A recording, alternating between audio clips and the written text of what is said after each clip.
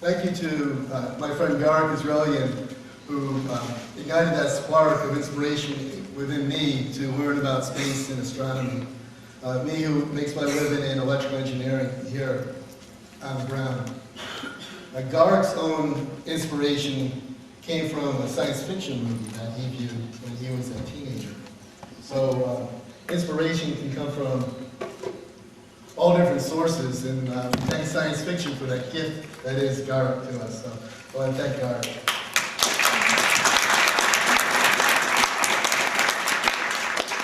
Now, we've been speaking all week about things that are immensely large, almost unimaginably large. Planets, and galaxies, George Smoot's universe, just incredibly large. And I'm going to talk about things that are infinitesimally small, so we'll change our view a little bit here. Our journey starts back in the 40s with the invention of the first transistor. Really just a switch, an on-off switch, which was invented at Bell Labs in New Jersey. In 1954, we moved to put that onto silicon. And in 1957, a stunning achievement by the Soviet Union by launching Sputnik, with the chief engineer, Korolev, who overcame incredible personal and technical challenges to make this happen. And Sputnik is what really sparked the competition that really drove us forward in space. And we are actually honored here at Starmus to have 3 generations of Korolevs with us today. Daughter, granddaughter, and great-granddaughter.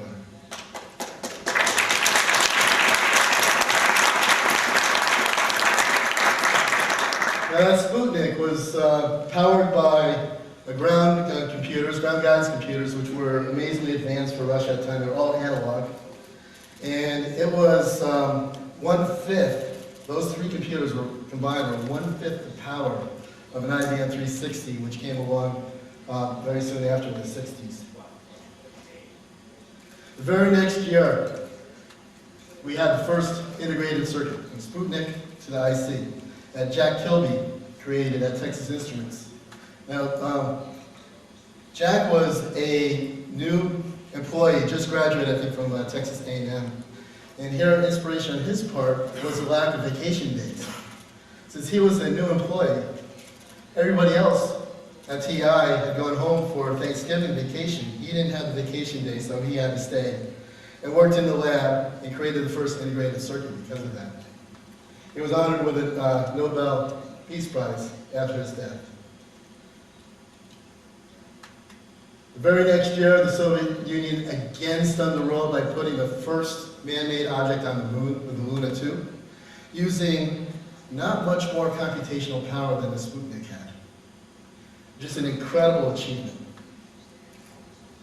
On into the 60s was a decade of competition. The competition between the Soviet Union and the United States really drove advancements in space. Yuri Gagarin, of course, orbited Earth in '61, another incredible achievement for the Soviet Union. And he then invited us all into the cosmos.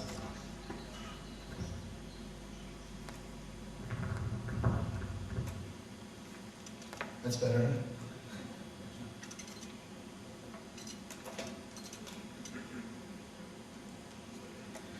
That same year, we had the first silicon IC chip by Robert Noyce, Fairchild, in Silicon Valley. Another huge achievement on the microelectronics side. In 1964, one of the treacherous 8, Gordon Moore, while at Fairchild, about to move to Intel, published a paper called Moore's Law. And this is the path that we've been on ever since. For over 50 years, Gordon Moore predicted that the number of transistors that we can put on a silicon IC will double every 18 months. Now that's been modified to double every 2 years. It's still a phenomenal, absolutely incredible rate of progress. And you can view that either as number of transistors, computing power on an IC. You can look at it as cost, having the cost of the same IC, which are all important aspects of the semiconductor industry today.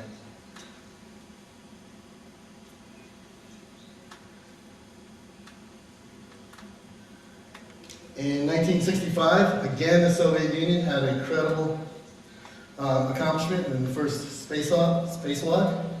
I think you recognize our friend here, Leonov. Well, in 1969, of course, was when man landed on the moon, and this was the United States achievement. This is the iconic visor picture that Buzz Aldrin talked about. And since Buzz did talk to us just 2 days ago about his views, his feelings about landing on the moon, being first with Neil Armstrong on the moon, let's go way back to 2 days ago for just 3 minutes. A little worried in 1 minute and we're still 100 feet off the surface. So, how did we feel during those minutes? Well, the truth is, both of us were so well trained, so focused, we didn't have time, really, to pay attention to the feelings. Yes, it was tense, even harrowing. It was a matter of seconds in which we had to make major decisions. The most intense, critical moments of the entire mission. I kept looking over at Neil, concerned about our dwindling fuel supply and the altitude. But he was focused as I was, and I certainly didn't want to distract him from what he was doing. So finally, he spotted a clearing, and with less than 20 seconds of fuel left, the Eagle's spindly legs touched down on the surface. We made it. We glanced at each other with great exhilaration, and I patted him on the back. And then the famous words, "Tranquility Base, the Eagle has landed." The Eagle landed. Many had thought it was going to be impossible. Even the scientific community, some thought that on landing we would sink down into the dust. We didn't really agree with that. After ensuring that everything was okay, we could look out the window at the relatively black sky and incredibly desolate surface. Hadn't changed in hundreds of thousands of years. After 4 days of continued sounds and silence was really serene. After 7 hours after landing, we gone through all the checklists, and still filled with exhilaration, being on the moon, we were ready to open the hatch and explore the lunar surface. There's been much discussion over the last 40 years about why Neil was the first to step on the surface. It could be because he was a mission controller. The military leaders are always taking the orders of civilians.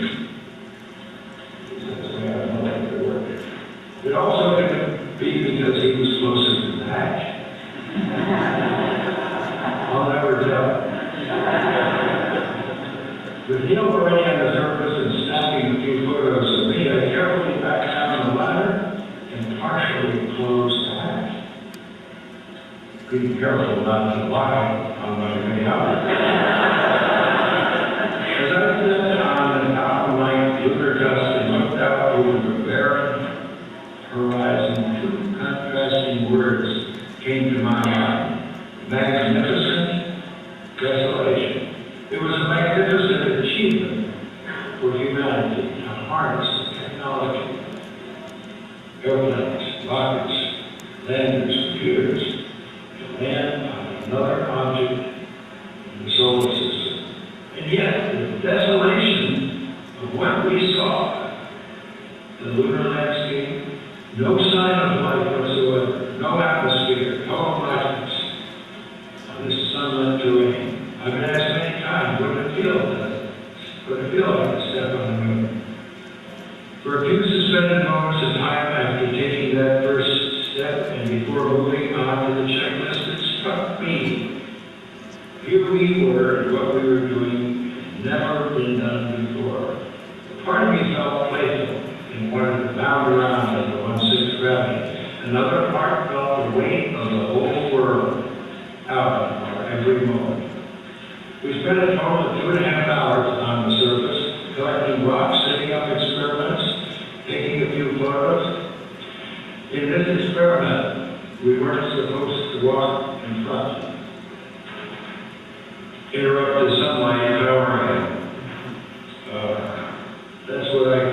deadly enemies. Those are my differences. Now this is a photograph that Neil took of me, known as the visor photo, because you can see the reflection in the Eagle spacecraft and Neil in the visor of my home.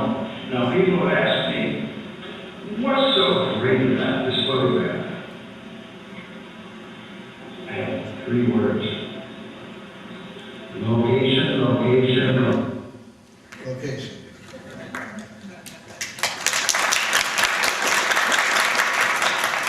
What a seminal moment in man's history.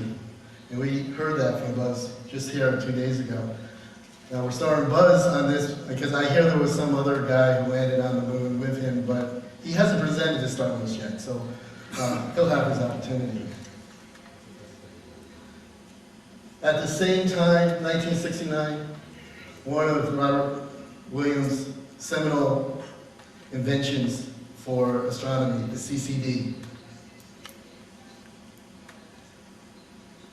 Throughout this whole time, the space and defense industries were absolutely critical for the development of the semiconductor industry.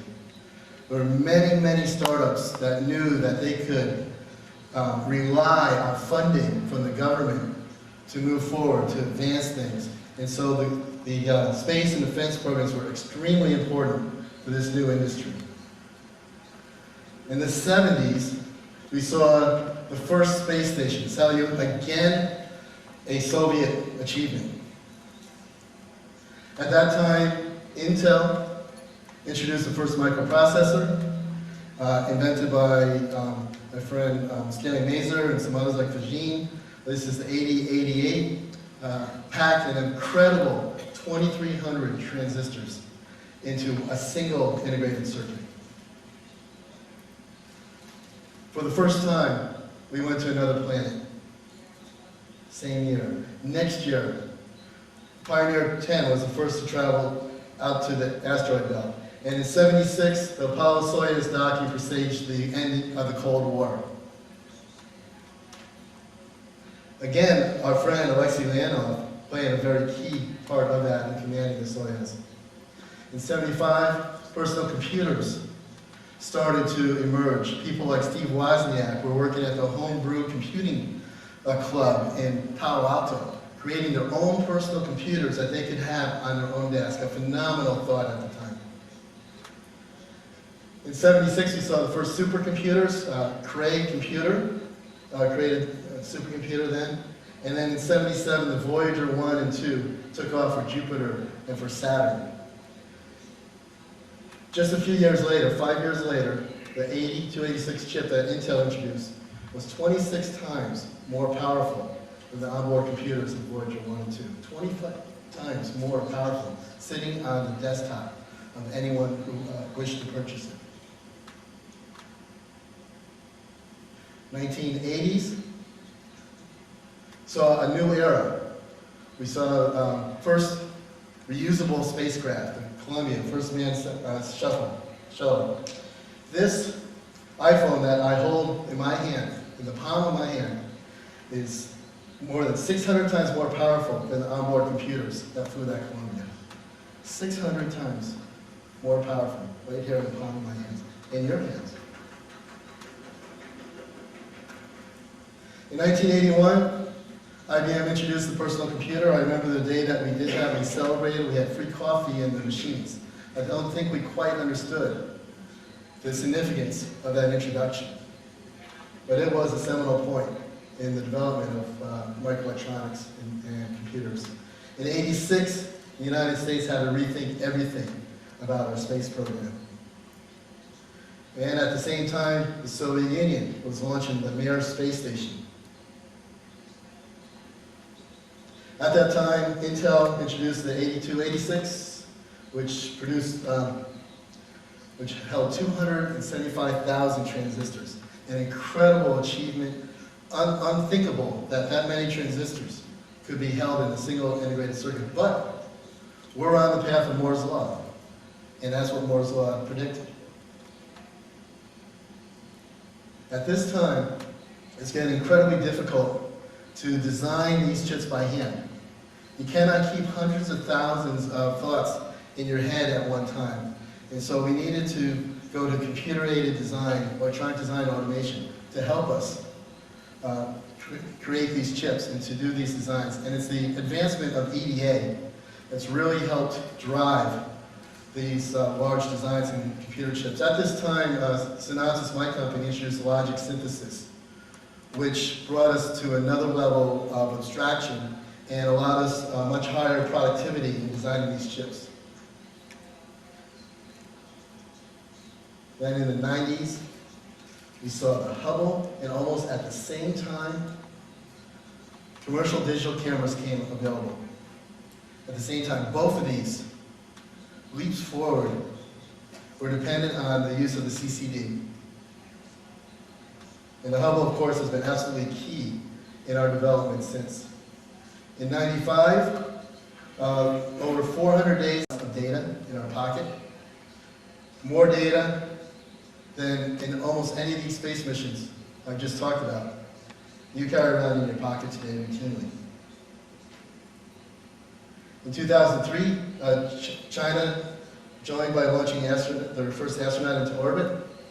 And in 2004, presaging a new era in space, the first private spacecraft, Spaceship One, entered space.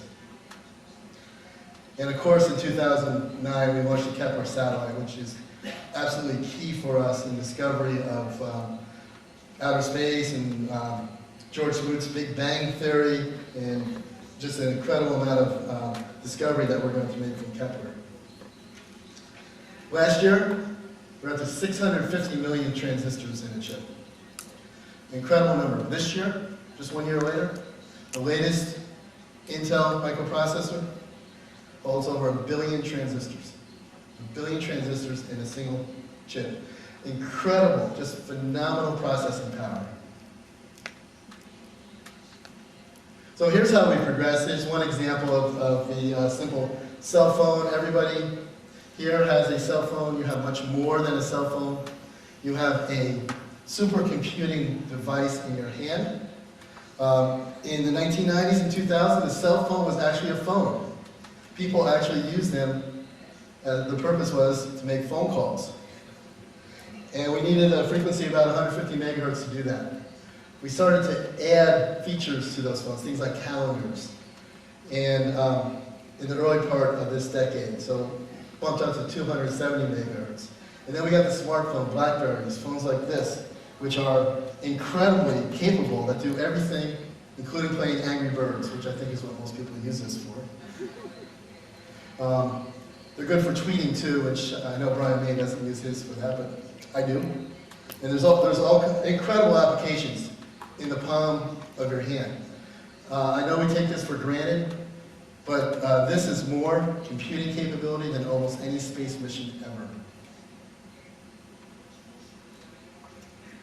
We moved on from that to tablets. The iPad, which of course is ubiquitous now, was introduced just 1 year ago. Just 1 year ago. And this iPad would be listed on the list of fastest supercomputers right up to 1995. The iPad 2, which if anyone wants to give me one of those, I'd be happy to receive it. Over 10 times as powerful as this iPad. Over 10 times as powerful in just 1 year.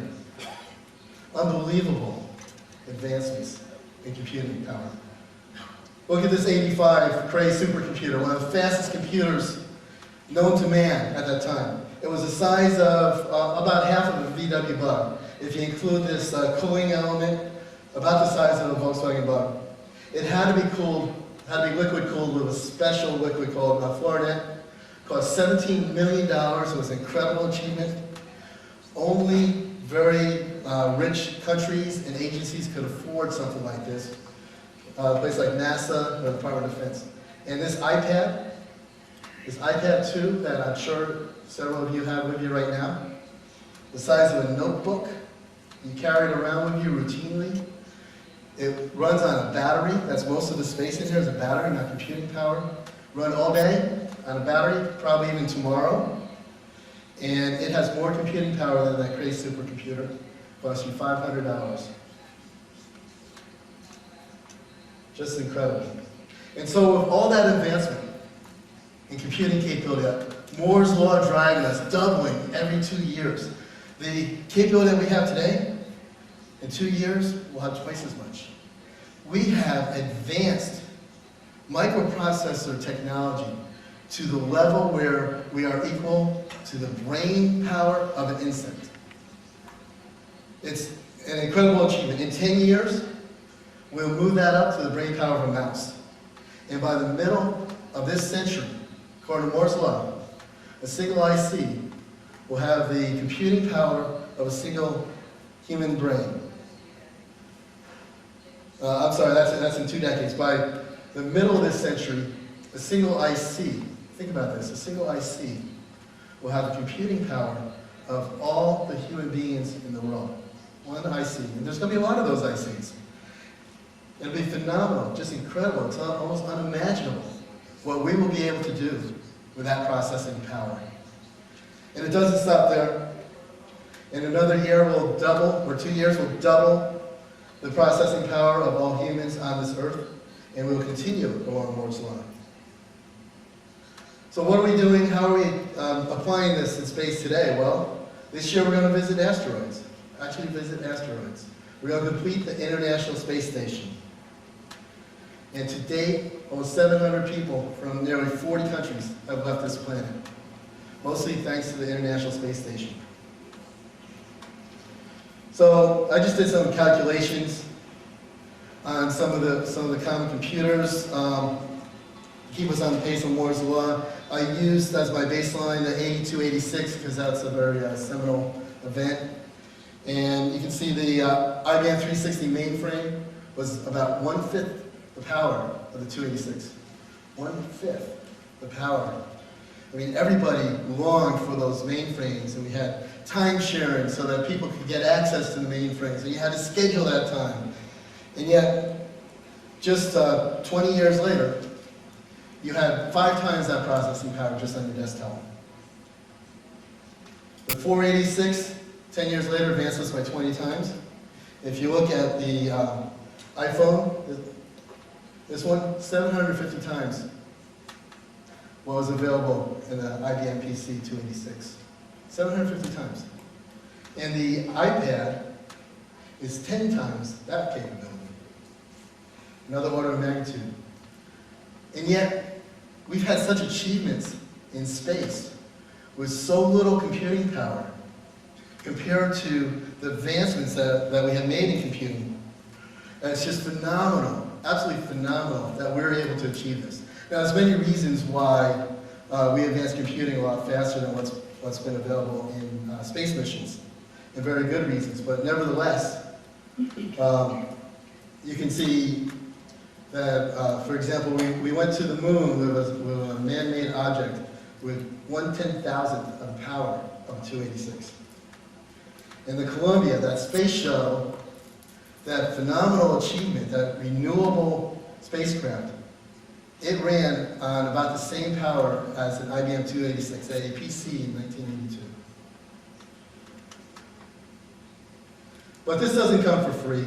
Moore's Law just doesn't descend from the heavens and endow us with advanced computing. It's a lot of hard work, and it's a lot of money, it's a lot of research. We have to drive the process geometries down from where we were about 10 years ago at 350 nanometers to today where Intel is in production at 22 nanometers. Now, that's a difficult thing, driving those process densities down.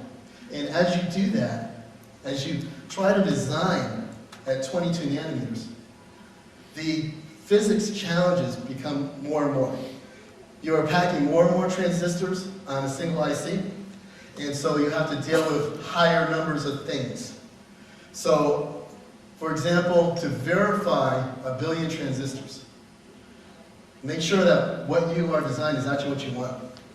Very quickly, the number of state spaces that you need to verify goes beyond the number of stars in George Booth's universe. How do you do that? You need intense computing capabilities. You need to be smart about it. You need capabilities like formal verification, where you don't have to go to every state space. You need very aggressive test plans. So I'm just going to focus on a couple of these challenges.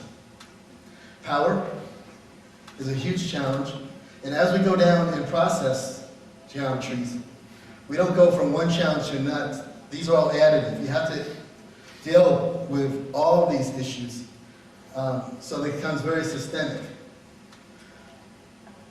When we go from a cell phone to a computing device, we are asking that chip to do much, much more work. And yet, we need to be able to do that work in the same amount of power. We need that cell phone to last all day. I know a lot of people are frustrated with your power life in your phone, and we cannot carry a car battery along with us to power this. And so we have to do a lot more work with a lot less power. And so there are many design techniques that we use to provide that capability, turning off whole parts of the circuit, for example, when it's not being used. So it's an excruciating issue right now, probably our key issue. Doesn't come for free. A chip fabrication factory today to build a leading edge process costs $6 billion. There's very, very few companies in the world that can afford $6 billion, and in fact, very few countries. Countries are starting to get into this area because they can afford it. They view it as a competitive advantage that they have much money. For example, Abu Dhabi is one that's getting into this area. As we go down in geometries, this is a transistor. The building these chips gets very, very challenging. Some of the layers on these chips, the silicon dioxide dielectric, can be 5 atoms thick. Just 5 atoms that we have to deposit on there uniformly. If we're off by 1 atom, we're off by 20%, which is an incredible amount. It has to be very, very exacting. And when you have dielectric levels of only 5 atoms, electrons can leak through there very, very fast. And so the leakage power gets hard to control. And leakage power is what happens when your phone's not really on. You're still drawing power. And so we have challenges like that. And so as we go forward, just shrinking the silicon is no longer enough. Intel just introduced a FinFET, a 3D transistor that they will be building the microprocessors with. If we have to get to the point where to build computer chips, we have to split atoms. That's not a process I want to be anywhere near, and I don't think you want to either. So we have to move on. Moore's law, many people have predicted its demise many, many times. They've always been wrong, so I'm not going to predict that. But we may be close to the end of silicon, and we may be moving to a new paradigm in integrated circuits, perhaps carbon nanotubes, graphene is one, perhaps light waves. We may be getting to the point of quantum physics on these. Now here's what happens with the way we're designing power. Intel figured this out, that if they continued along the path that they were going, cranking up the frequency. You may remember it used to be, this is 20 megahertz, 80 megahertz, 100 megahertz chip, 500 megahertz, it was a race on frequency. If they continued down that path, the power density of the chips would increase so much that it would be beyond the power density that we find in a nuclear reactor, eventually rocket shuttle, even at this point, beyond the power density of the sun's surface. And I'm pretty sure nobody wants the power density of the sun's surface sitting on your lap. So they realized they need to do something different. And that's why today we talk about multiple cores on a microprocessor. Instead of making one core do more work by clocking it faster and faster, divide the work over 2, 4, 8, 16 or more cores and bring the frequency down, and we can bring the power requirements down that way.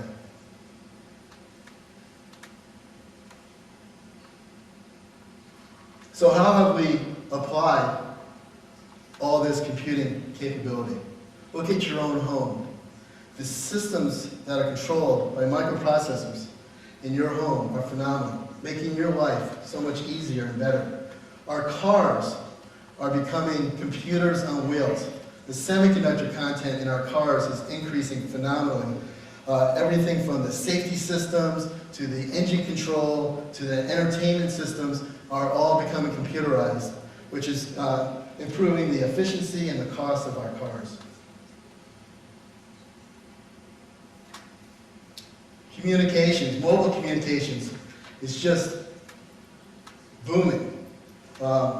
Today, in 2010, the global mobile data traffic grew 2.6x. We did 2.6 more mobile data traffic in 2010 than we did in 2009.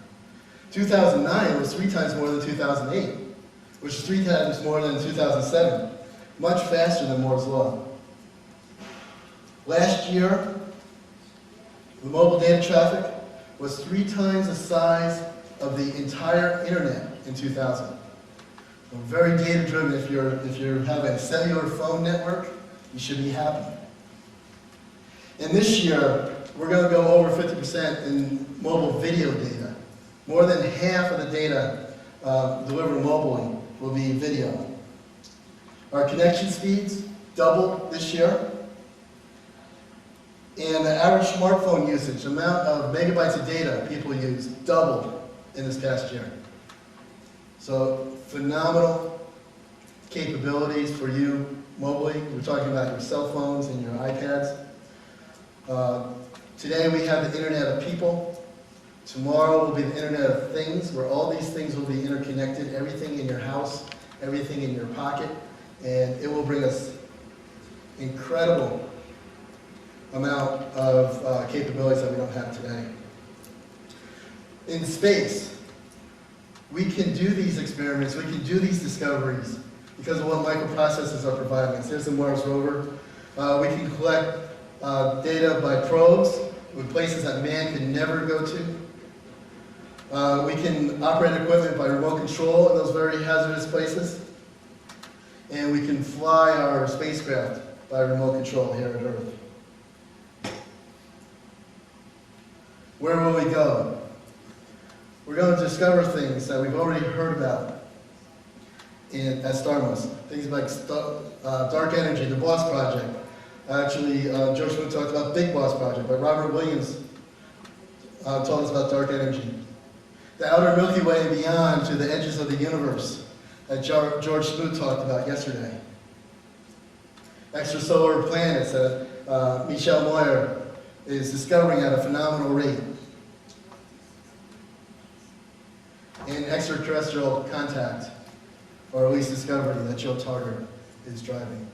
These are all possible because of microelectronics. So where are we going to go? How are we going to apply these in the future? This phenomenal computing capability that I'm talking about. We will have cars that will take as their fuel the greenhouse gases that we talked about and emit a clean output.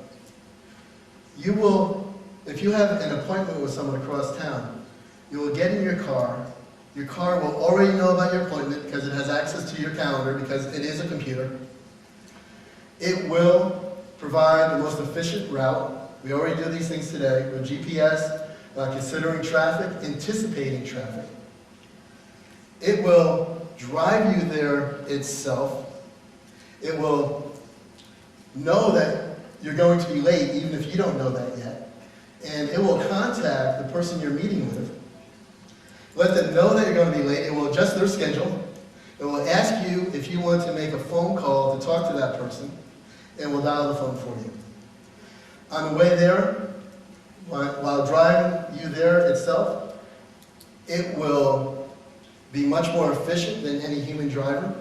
It will drive much closer to the car in front of it, relieving the congestion that we have on our roadways. And it will be much safer than any human driver, so there will be less accidents. So this is phenomenal. It's going to happen because of Moore's Law. And I suppose here I should give you an example of if Moore's Law was applied to another industry, let's say cars, say Mercedes-Benz. If Mercedes-Benz had followed Moore's Law, you could drive around the world today in a thimble of gasoline. That Mercedes would cost you pennies. And if they followed the Microsoft Windows model, it would crash every 2 weeks. We will have virtual worlds. The holodeck from Star Trek will become a reality. So we'll be able to explore worlds that we couldn't possibly exist in before. New computing techniques. We'll look to the real world like DNA for computing techniques. And clean living, we will have apartments, buildings that are zero emission, and all aided by microelectronics. And so we need a new generation of semiconductor engineers, especially in Russia, where the industry has gone through a very low point since the Soviet Union. And so my company in particular, I was at MIA last week as the commencement speaker for our program in microelectronics at MIA, where we are graduating 20 masters a year to go and help revitalize that Russian microelectronics industry. So the future, I think, is extremely bright. We're going to go where no one's gone before. We're going to continue all these advancements that we talked about this week. It's thanks to the space program and to technology. And together, we are better. And I'd like one call to action. I think you heard from Jill Tarter that the SETI antenna arrays are now down for lack of funding. Incredible that we had a wonderful capability, and yet we're not able to run them because of lack of funding. So Karen Russell has developed a new program called SETI Stars, where every one of us can participate. Each one of us can become a SETI Star by donating whatever amount you feel is worthwhile. To get those antennas back up and running is only $200,000. And then the operating amount is $220,000 a month after that. But for $200,000, we can get those antennas back up and running. This is a new program just introduced 2 days ago. So I urge everyone here, please go to SETIstars.org, take a look at it. And this is something that every one of us can do to impact this effort.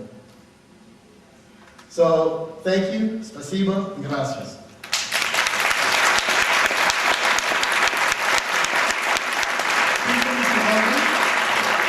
Now we have time just for 2 questions. Do we have any question?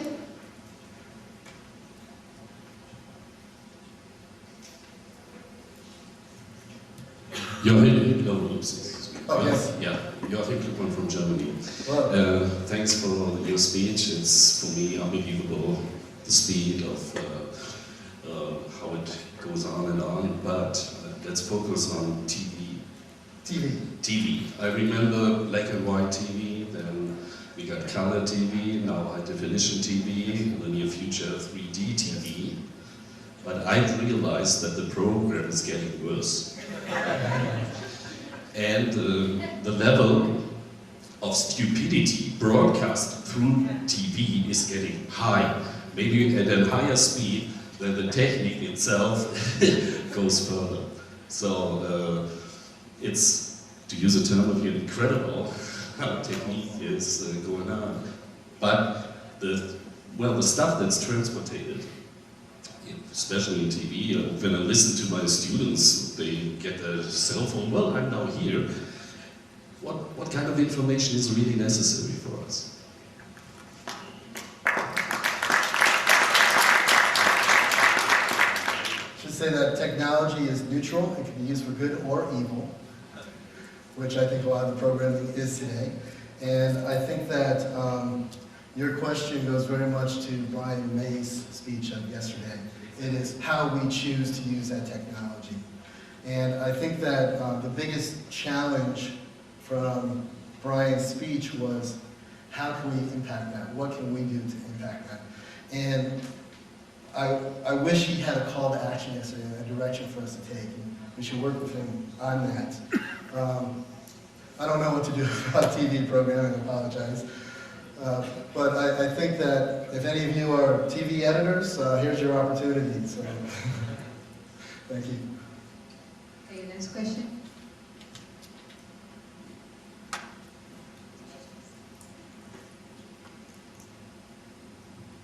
Hi, John Jenkins from the City Institute. I work on the Kepler mission. Hello, John. Thanks for your talk, Rich. And I'm interested to hear you say a few words perhaps about quantum computing, when it might be realized and how it might change our world. And think about Adam Burroughs talking all the processing necessary to do these huge simulations. Right. So what can you say about that? Thank you, very good question. In our world, when we're talking about billion transistors, we're talking about simulation. And so if you can model it, you can simulate it. So that's the real key, is being able to model things. Supernova explosions, and they can simulate. You need the compute power to be able to do all those. Intel has a ranch of thousands of x86 machines. All they do is they run test vectors against those to simulate. They had a recall of their last chip, you may recall. It cost them hundreds of millions of dollars because one transistor could have gone wrong when it was aged. Just a single transistor. And so it's that same capability that applies to space discovery. When Garrick was talking yesterday about the sounds from the stars, he captured sounds from 15 stars. He modeled those 15 stars and was able to characterize them. He modeled them based on age, composition, and size and weight. And then he called it extrapolation. He was able to characterize 1,000 other stars based on that. So if you can model accurately, you can simulate. In our world, in semiconductors, if you can simulate, then you can optimize. You can make a better chip by optimizing it. So that's a cycle that we use. Model, simulate, optimize. I'm not sure that we can optimize the cosmos, so I think but we can understand them better. And I think your question was about quantum physics, quantum computing. And I'm not sure that's where we're going. I think that's a very real possibility. I think that Moore's Law and silicon has at least 10 to 20 years lifeline in it yet. I think we'll get down to at least 10 nanometers. And then betting against Moore's Law has always been a losing proposition. Engineers are clever. They've always found ways to advance on silicon.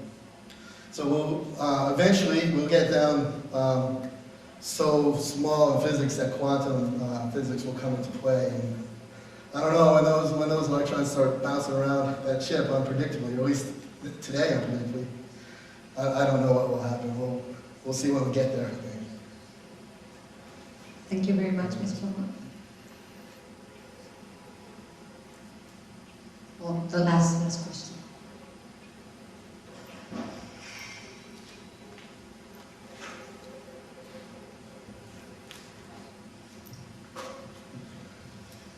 Thank you, Peter Hall. You've been giving us a great success story which was mostly about computing. In the end, it was practically all about computing.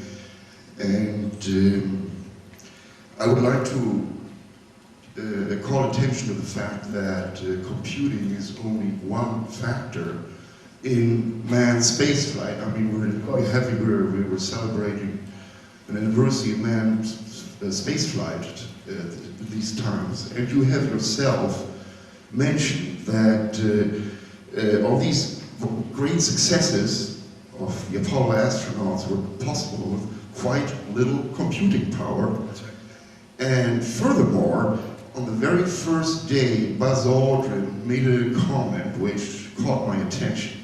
And this was, the space race is over, the Chinese have won. And I am not really seeing, I'm not seeing this great success story, really. And the question, this has been a very mixed conference between astronauts representing manned spaceflight and scientists. And the question which has been moving in my head all the time, and which I'm sure I will not get answered here, is how much does man how much does manned spaceflight mean to scientists? This is my question, which will not be answered here.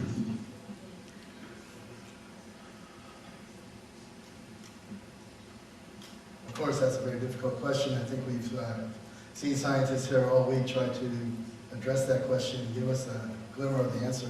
As an engineer, I apply the science. So I think we've had great advancements already in our own personal lives because of the space program. And if I gave the impression that all our advancements were based on computation, it's not my intent. The bravery, the courage, the integrity, and the cleverness of the men who went to space and put them there is really the key to our advancements. Without people, without the intelligence of people applying themselves and inspiration, not only space wouldn't happen, but the microelectronics wouldn't happen, and we would not have any of these advancements.